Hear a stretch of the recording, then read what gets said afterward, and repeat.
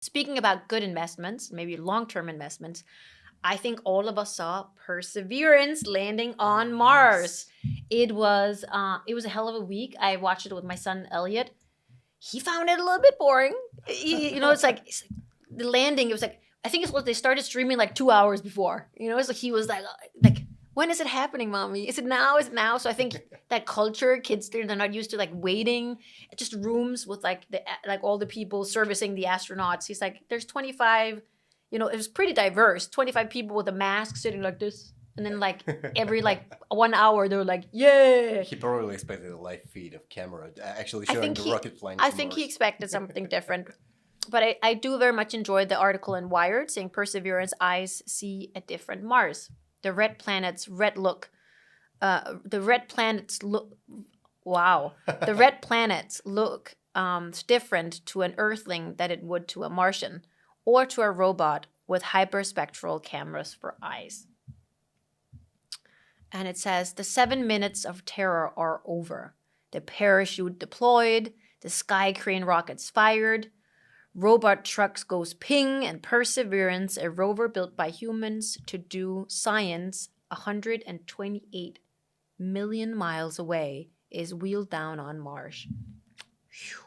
Right, so it landed, Percy's there, and now we're getting all these different incredible angles, viewing Mars through a totally different lens, and it still seems to me quite surreal that it's possible. Did you saw the panorama photo they released? I did. Insane. It's especially the sky. Like Yeah. without any light pollution, you see so much detail in the sky. It's surreal. It's very surreal, and obviously it makes all of us think about the big question, or two big questions. One, aliens.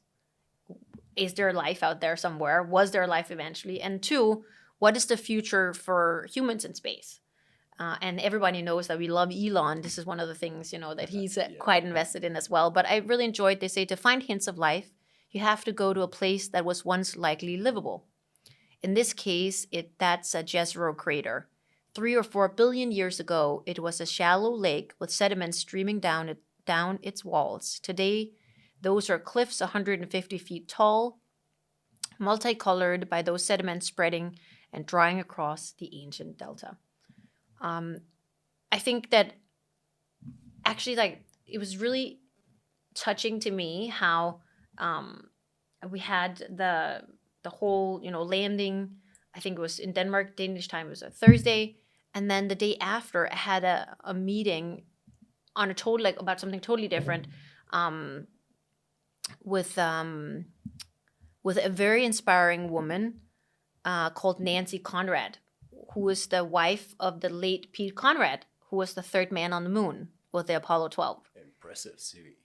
So having a meeting with her the day after, because of course, read the article, deep dive into what are all the aspects that are interesting about that. But what I actually, this like sort of third wave of what I found inspiring about the story was that, in memory of Pete Conrad, Nancy Conrad has created the Conrad Foundation and something called the Conrad Challenge, which is a space challenge in its broadest terms, or a STEM challenge for kids aged 13 to 18.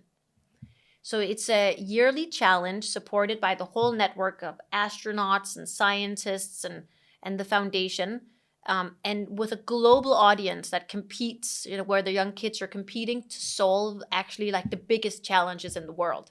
It sounds like an episode from Star Trek. Yeah, so imagine like this is actually happening. Nancy Conrad has created a foundation where she brings, where kids, it's an open submission application where kids come together in teams from all around the world, and then they totally curate their own challenge, and they come up with solutions to that. It could be anything from the conservation of food. How will that, survive in space if we're going up there, to like the future of drone technology, anything you can imagine, even challenges we might not even have realized yet that we will have. And then, it eventually there's a big conference, and the winners are picked, and they get scholarships to all kinds of colleges in the United States, the winners. And while it's like viewed as one of the most prestigious programs to go through, it's essentially very democratic, because any person on the face of the earth can participate.